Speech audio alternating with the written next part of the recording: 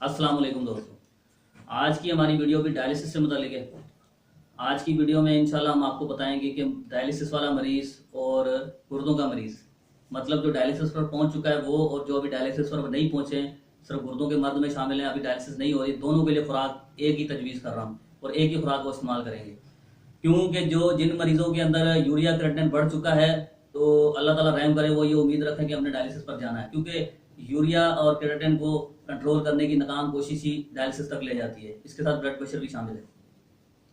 तो सबसे पहले डायलिसिस वाला या गुर्दों का मरीज पानी क्या पिए, पानी की जगह क्या पिए?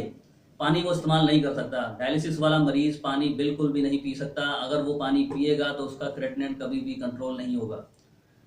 पानी पीने की जगह क्या करें कि मैंने पहले की वीडियोस के अंदर भी बताया है कि मिसवाक, किलो की मिसवाक ले आए, 10-20 रुपए की अब तो पैकिंग में ही मिल जाती है, उसके ला के छोटे छोटे टुकड़े कर लें और 2 किलो पानी स्टील के बर्तन में उसको बॉयल करें, 2 किलो पानी के अंदर डाल दें और ढक्कन ऊपर लगा हुआ, उसकी भाप बाहर ना निकले।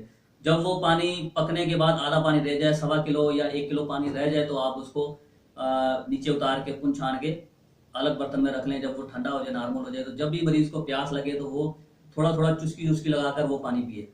ठीक है, मिसवाक वाला पानी। अब आ जाते हैं खाने पीने की तरफ।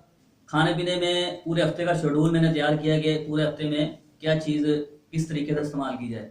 तो पहले दिन आप उसको गोश्त की यखनी तैयार करके दें, हफ्ते का दिन लगा लें पहला। तो पहले दिन आप उसको बकरे का गोश्त हो जाए, मुर्गी का गोश्त हो जाए या देसी मुर्गी हो जाए, ठीक है। फार्मी मुर्गी भी चल जाएगी, तो क्योंकि हर किसी के अंदर जो साहिब निसाब है वो बकरे का गोश्त इस्तेमाल कर सकते हैं, जो साहिब निसाब नहीं है वजह तो वो नॉर्मल चीज़ भी इस्तेमाल कर सकते हैं।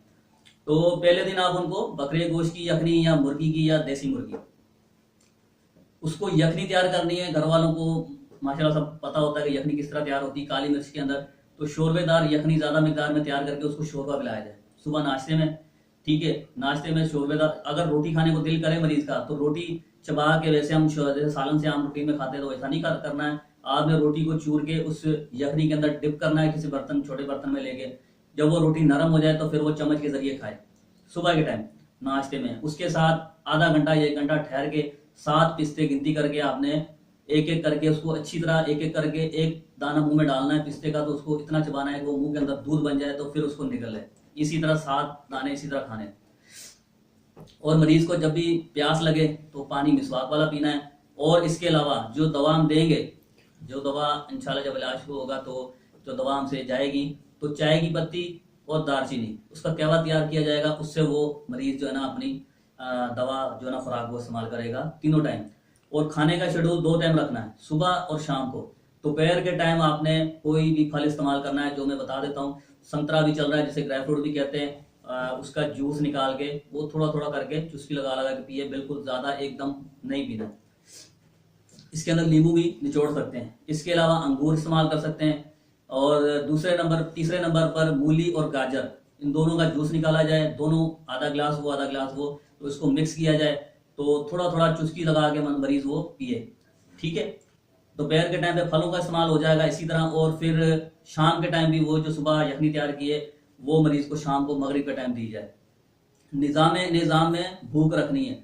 ये नहीं कि अगर खाने को दिल करना शुरू हो गया तो आप पेट को लोड कर दें, बिल्कुल एकदम खाना पीना शुरू कर दें, ऐसा नहीं है।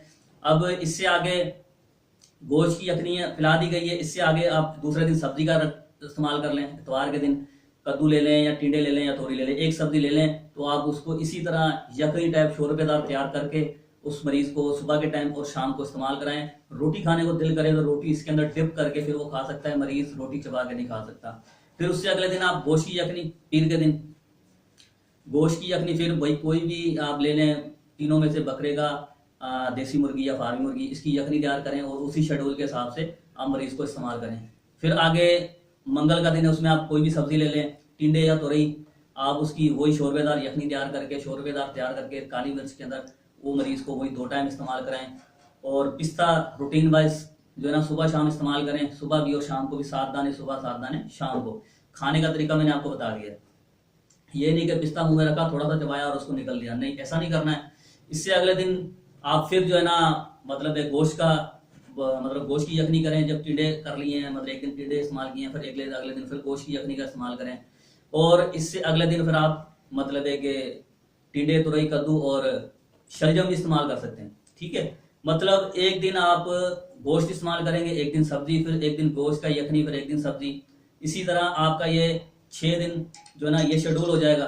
ठीक है, और 7वें दिन आपने काले चने शोरबेदार तैयार करके वही यखनी टाइप काली मिर्च के अंदर उसी तरह मरीज को शोर यखनी पिलानी है। अगर रोटी खाने को दिल करे तो वो रोटी काले चने के शोरबे के अंदर भी डिप करके खा सकते हैं, नरम हो जाए। और जो बाकी चने बचेंगे वो आप एक एक उठा के, जिस तरह पिस्ता खाना है इसी तरह एक एक दाना उठा के चने का उसको अच्छी तरह चबा के निकल, मतलब एक अच्छे तरीके से फिर उसको निकलना है।